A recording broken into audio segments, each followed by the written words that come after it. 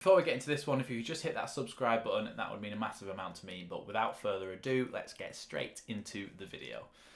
Now, today's video is a bit of a bite-sized one, and it's just going to be about Rodrigo. Now, the reason I want to make this video is that I think Rodrigo is going to become an absolute essential in our new team.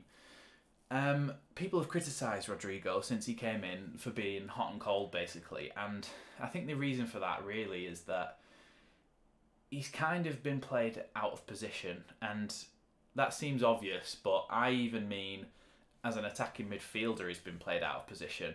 So we all think he's a striker, and when he came in we thought he was a striker, but he's definitely got a lot of technical ability on the ball. He's got a good touch, he's got a good pass, and he can really find a player in space. When he was playing under Bielsa though, he was kind of playing as an 8, where he had to track back and do defensive things as well, and I think that really didn't play into his strengths, basically. And he was having to track back, he was having to try and make tackles, he was fouling people, and it just wasn't going very well. He's not great at pressing either. And what I think's different now under Jesse Marsch is he's going to have freedom. So the first thing I want to talk about is the 4-2-2-2. Now, the 4-2-2-2-2, I don't think that he's going to be as good in. I don't think he's going to be fantastic in that formation, because I think he's not as protected. He's just on his own out wide-ish. And he's not got as much protection around him, and there's 2 strikers, so I just don't think it fits him as well as the 4-2-3-1. The reason I think the 4-2-3-1 is going to fit him well is because he is the focal point right in the middle of the team, where everybody plays in and around him. So you've got Phillips and Forshaw, for example, behind him as the 2 holding midfielders, which allows him the sort of peace of mind to try and go forward without really having to worry about his defensive capabilities. And then the second thing is that he's got players in and around him, so either side of him he'll have Harrison and James, Harrison and Rafinha, and that gives him so much more passing options. A lot of the time he used to lose the ball in attacking positions, and now what I think will happen is he'll have little short passes to make. Rafinha will play it into him, Rafinha will then go long, and his passing range is good enough to pick out those wide balls and the balls through the middle to the striker, which we've seen him do a few times, to be fair. Clipped it over the defence with a nice little deft ball into the front man. So I think the reason that he's going to do well is because he's just got so much more support now. He's not being asked to do something that he's completely uncomfortable with, because as primarily a striker for all of his career, his main attributes are not defending and are not really pressing that much. So him being in the centre there, it doesn't really mean that he has to press not at all, but it does mean that he has to press a lot less than he would under Bielsa, because your winger and your winger under Marsch's system and your striker will go and press, and he will just be a backup squeezing in there with them to try and pick up any loose balls and then go straight towards goal again.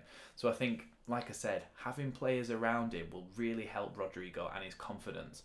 Now, I think Rodrigo is actually one of the reasons why it's not going to be the end of the world when Rafinha leaves, because Rafinha's been our star creative man, basically. He's been scoring the goals and he's been creating them as well. And at least creating the shots and the chances.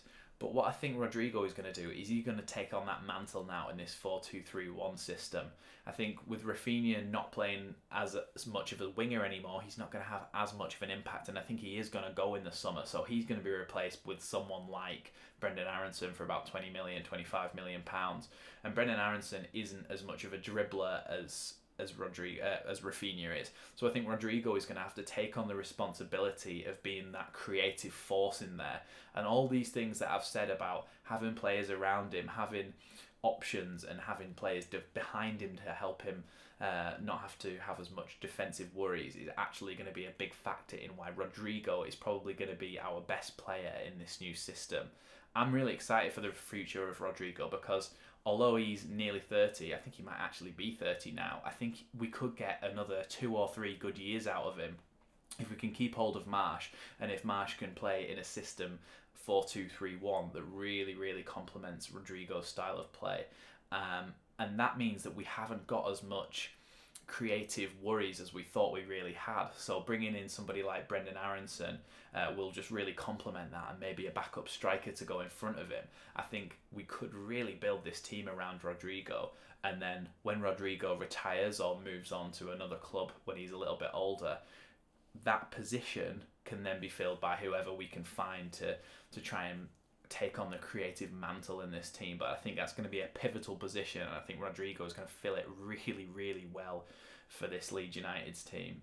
So it'll be interesting to see what happens in the summer, because if we sign another attacking midfielder, I think he's going to play as a wide attacking midfielder, as the wide 10 as Marsh likes to call it, and I think Rodrigo is going to be pretty much cemented in that spot there, with maybe when he's injured, maybe Sam Greenwood could come in there and play those sorts of positions. So yeah, I think it's an exciting one for the future for Rodrigo, and I think we are going to see the best of him next season.